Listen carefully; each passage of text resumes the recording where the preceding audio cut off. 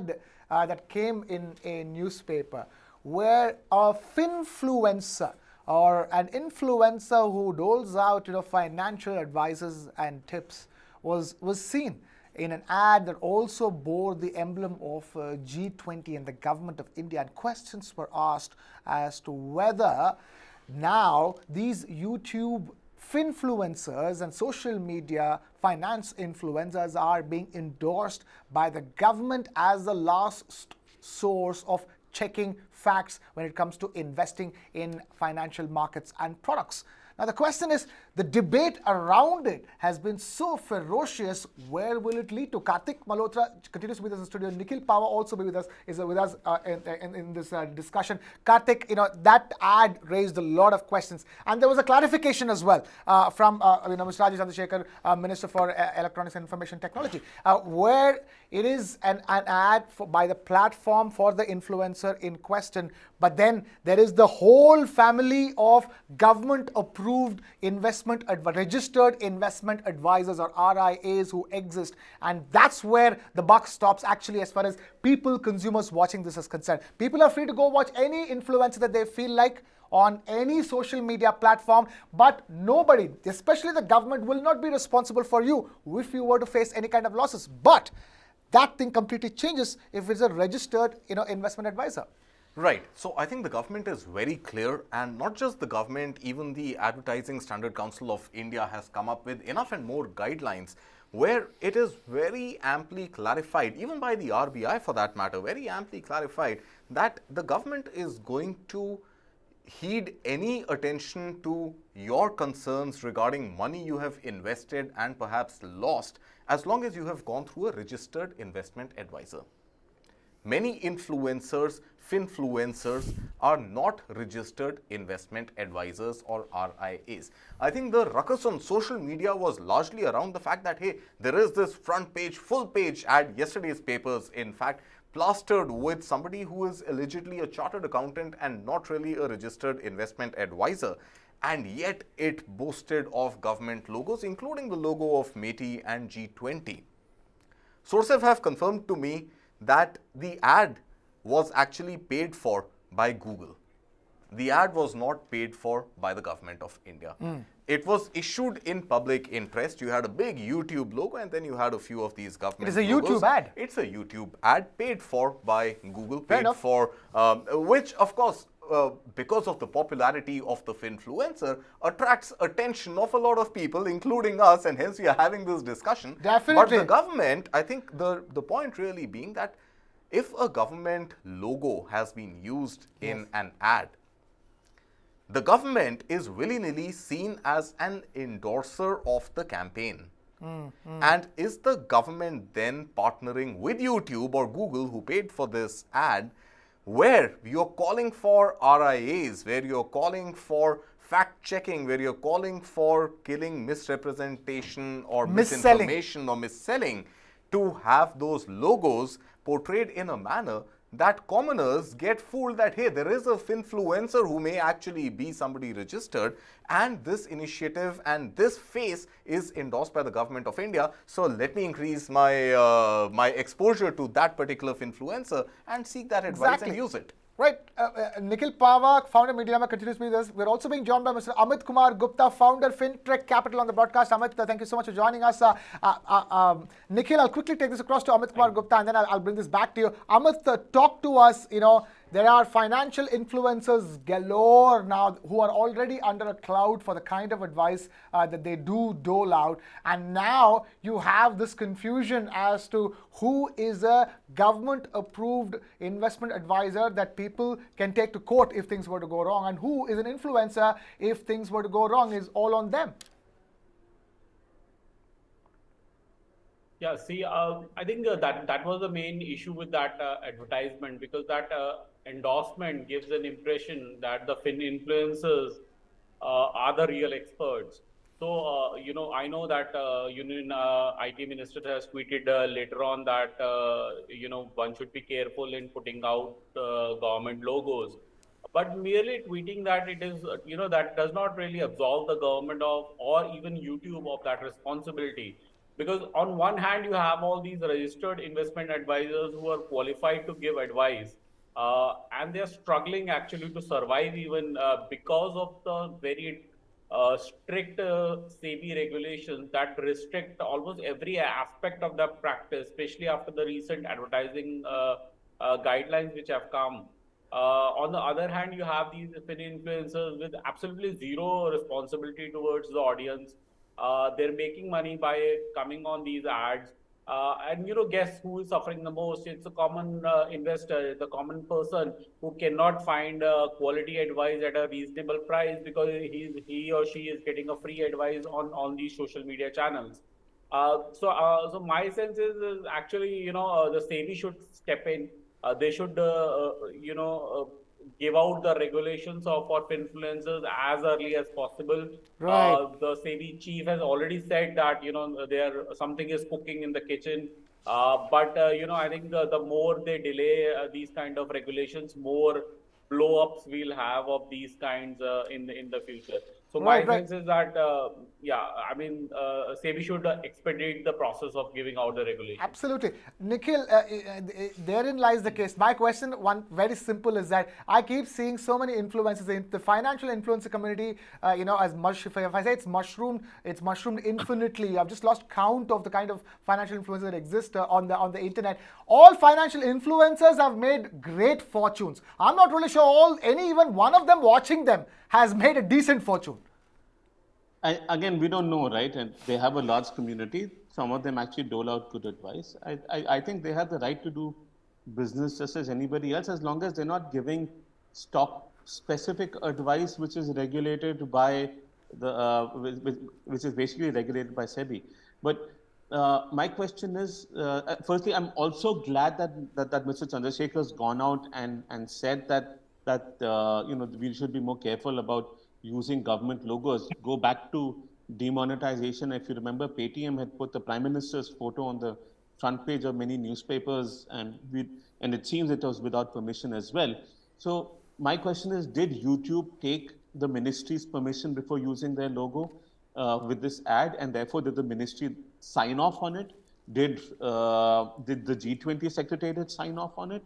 And therefore, if they have signed off on it, they are effectively endorsing it. So Mr. Chandrasekhar's statement now needs to also come with a clarification about whether the government made a mistake about this or not, right? Nikhil, The other thing is, my focus. one small other point. Can the Finfluencer also have bought this ad and run this ad by herself? And is there anything restricting her from doing this? Of Right. course not. As long as they're not using official logos, right? Right. So I'm okay with and this is the newspaper that's why we're talking about it. But many influencers could also be running online campaigns, maybe using government logos as well. How is that process? How is that addressed as well, right?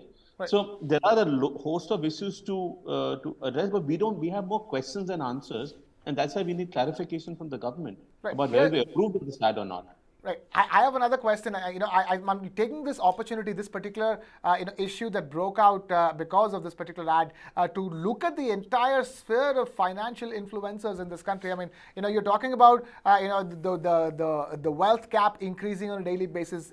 With every passing day, especially in a post-pandemic world, with all the global trouble, people are finding it that much more difficult to get that retirement sum or secure their financial future. Huge financial concerns, and these financial influencers tend to become, after a point, like like astrologists or one of those kind of people who are sort of giving people hope that something will kind of happen, and more they can tell people that come to me, I'll tell you how to make money. Anybody and everybody will go there. So my point is the larger regulation of financial influences per se, because if that community had great goodwill only, there wouldn't have been questions on this particular ad. There are questions on the goodwill of the financial influencer community per se, Nikhil. I don't think we should paint everyone with the same brush, right? There are also influencers, financial influencers, who are teaching people for the first time in their lives the importance of building an asset base, of investing in stocks instead of just keeping their money in fixed deposits. Those are recommendations, and there's a mass sort of educational campaign that's of financial prudence, of investing smartly, that is happening. It's only when it comes to saying, when they're making recommendations where they have conflicts of interest, and let's say recommending stocks, etc., where perhaps the regulator needs to come in. But let's also not dismiss, that there are people who've done great service to those who otherwise would not have had access to this kind of financial literacy. So it's important for us to also acknowledge that you can't paint everyone with the same brush. And we need to regulate certain activities of influencers and not just necessarily say that they're all bad. Okay, Amit, let me bring this debate to you now. And how does it work for the real registered investment advisors?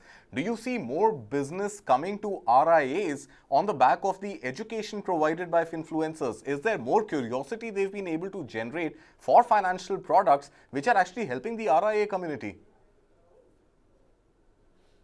No, I don't think so. That's happening.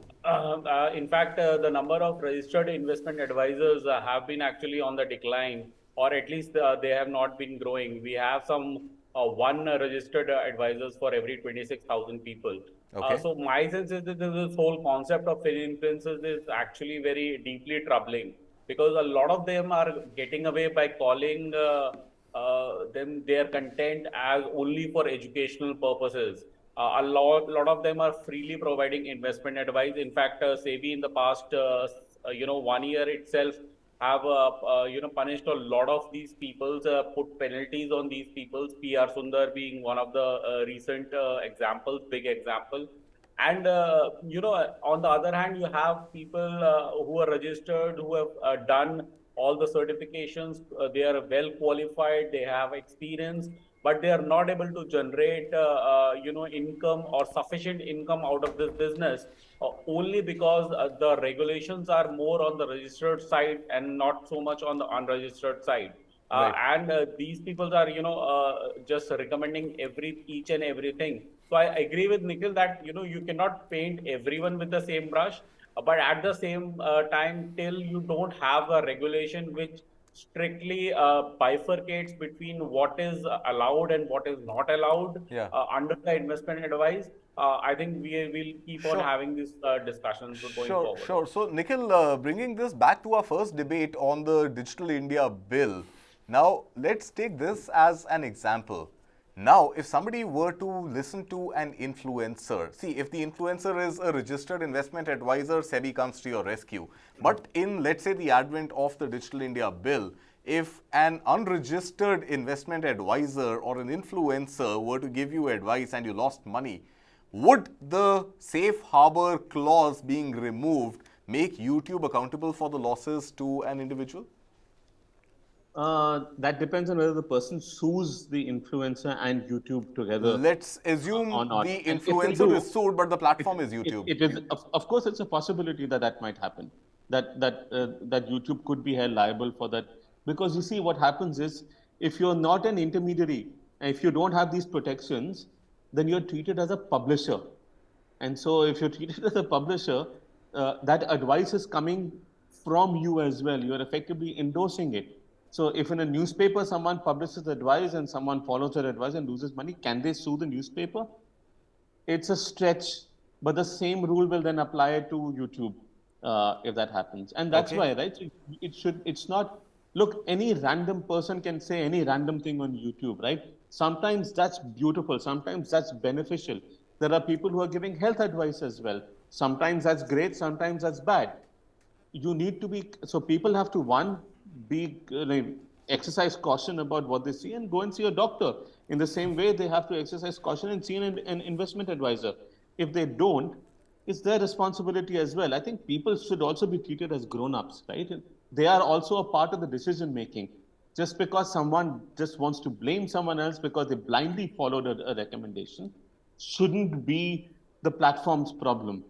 Right. It shouldn't be, to my mind, unless someone's actively misleading people and making money off it. I don't see why that should be even the advisor's problem.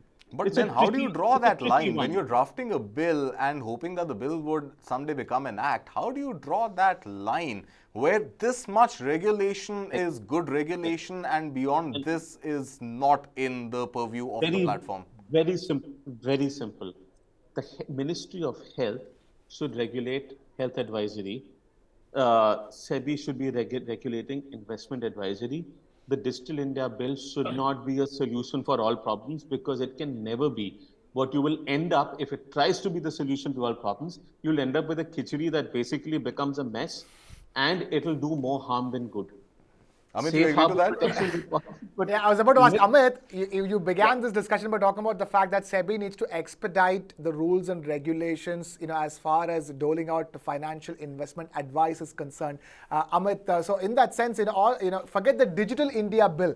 This is all about SEBI taking cognizance of all these people, because the issue here is the advice that they give relates to financial markets, stock markets, and financial products related to the stock markets. Yes, and here, there is a direct impact on the money. So basically people are losing money. So I personally think that, a lot of financial influencers, I don't want to get into other sectors, but especially financial influencers, they are operating in a gray area, and SEBI needs to bring in the checks and the balances to do that. Because in the post-COVID phase, we have seen so many influencers coming out, and they're making videos along with the various brand deals, etc. And the conflict of interest is also not clear to it. And the unfortunate part is that we are at such a stage of our capital markets. We are only 5 to 7% where people are investing into the capital markets. If we don't, take decisions right now, then it's going to impact the growth of the capital markets also, because people are ultimately going to lose money. And okay, they can complain to SEBI, but that process takes time, and nobody is getting the money back for the investors. So I think the decision also lies what Nikhil was saying on the investors also, that they need to be financially aware, they need to educate themselves, they need to cross check Fair enough. credentials Right. before taking any Krishna, investment I think decision. we make too much noise about financial products and investments coming for financial products. But I think Nikhil is right. Yeah. It's also about healthcare. I would take it a step further. It is also about education. Right. An edtech player posting a video online and a child going to school understanding a particular concept of physics fails in his exam is equally, if not more devastating than making a wrong investment choice. No, and So I definitely, think- and forcing a so kid to it's- learn coding. Yeah, exactly, you exactly. So I think it's all pervasive, it is multifaceted, and finance influencing is just one small part of it. Right. And like Nikhil said, I think there is merit in exploring respective ministries to take charge of content across multiple platforms, not really keeping the onus squarely on the platform itself. Fair enough. Nikhil, if I were to take this to you for one very simple question, yes, people have to be more aware as to what is the information they're consuming, what is the source of the information, and act accordingly. But can there be simple little statutory warnings that can go specifically for the financial influencer set, because they're losing something that's the most crucial commodity in the entire world, and that is money. Health, what happens is that you can take advice, it can be sound advice, but it might not agree with your own body. But when it comes to money, you lose access to even correct your health or your child's school. Money lost, everything lost. You can't fix health, you can't fix anything else. So this becomes the first point of first port of call to protect the consumers, that the customer does not lose money. Can there be simple statutory warnings? If a financial influencer from a social media platform is doling out advice, he or she has been registered with the government with all the processes, due diligence, then TAPA. There's a TAPA on that financial influencer. You can take advice or not advice. That simple statutory warning, government approved or not government approved. Or a simple verified take, what Twitter used to do earlier. Yeah, like This a is an verification badge. I was just authentic about to say source. that. I mean, Like a Twitter verification badge or a Insta verification But an badge. unpaid one. Government verification badge. I think SEBI-verified, it's- RBI verified, Education Ministry verified, Health Ministry verified. Right, Nikhil? I think it's a really tricky thing to do, because, to be honest, there are different types of advice. Right? If I'm in financial influencer and I'm thinking invest in this share, I shouldn't be allowed to do that. SEBI should step in. But if I'm someone who say that, okay, you should, let's say, put 10% of your monthly income into fixed deposit, 10% your monthly income into index funds, and then you should maybe keep 5% aside for taking calculated bets, and that's all fine. So even when you look at education, if you're going to have to certify every piece of education or give a warning around it, frankly, we lose all the fantastic content that's available on YouTube, on Khan Academy, on Coursera. None of that is certified. But a lot of it is very, very useful for people to learn. So when it comes to kids, frankly, it's a responsibility of the parents. when it comes to financial investments, there's a role that SEBI has to play, but frankly, let grown-up be grown-ups and be accountable for their own mistakes, right? We need to make sure that investment advice is treated separately from financial advice. And so I frankly think that even if you're forcing everyone to give warnings at scale, how will you can do this for Indian players, but there are people who do it from outside the country, who do it globally. What will you do? You will ban the internet or make it illegal on the internet. So let's be very careful about what we are recommending and the path that we're going down. We don't want to lose access to this wealth of knowledge that the internet also provides us. At the same time, what you have to teach people is to use their own heads, to use their own judgment. Oh, well, Nikhil. I really want to teach that to people when they choose a movie, when they choose a song or a TV series. I'm sorry, but I'm very worried about living in a nanny state where I'll be told what to eat, what not to eat, what to read, what not to read, where to invest, where not to invest. I don't want a nanny state, to be honest. Neither do I. Nikhil, neither do I. My only concern is, we as children in this country get such little financial education that, literally we're all adults who land up on adulthood and suddenly realize the fact that we were never told that this was important. We were told to do good in studies. We were told to be good in sports, in other things. We were never told that, financial literacy, learning about how to invest in financial markets is going to be the most crucial thing that will shape your life eventually. So in a situation like that, even the most educated people can be misled by information, because you can go to a website, there can be an opinion piece, there can be a blog, and there can be an editorial piece. You'll have to look for which is the blog, which is the editorial piece, and which is the fact-based piece for you to process that information. So hence my concern here is to handle people with kid gloves, not necessarily be a nanny state, so to speak. As every investor will tell you, losing money is a part of learning. All right, well said. Very well said, Nikhil. And with that, I'm afraid we've completely run out of time over here. Nikhil Pahwa, founder of MeitY Number, thank you so much for taking time out to be with us over here. And of course, Mr. Amit Kumar Gupta, founder of FinTech Capital. Thank you so much, sir, for being with us here on the show.